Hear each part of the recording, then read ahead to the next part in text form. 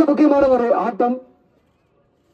நடப்பு champion Melpakkam jolly boys அணியினருக்கும் சேத்துப்பட்டு அருகே இருக்கக்கூடிய வில்வராயநல்லூர் விசிடி அணியினருக்கும் இடையே நடந்த இந்த போட்டியில ரெண்டுமே சமமா இருந்துச்சு. யார் வெற்றி பெற போறாங்க அப்படின்னு ரெண்டு பக்கமும் அடி அடி அடிச்சாங்க. மேற்பாக்கம் அணியில எல்லாரோடையும் இன்னும் சற்று கொஞ்சம் கூடுதலா 4 6 அடிச்சு ரன் எடுத்திருக்கக்கூடிய மேல்பாக்கம் அணியின் ஜி அவர்களுக்கு ஆட்ட நாயகன் விருது அளிப்பதில் தென்னிந்திய பத்திரிகையாளர்கள் சங்கம் பெருமை கொள்கிறது.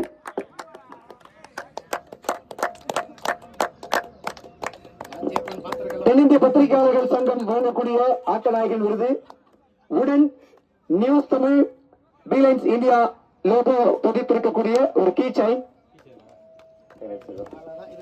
இதுல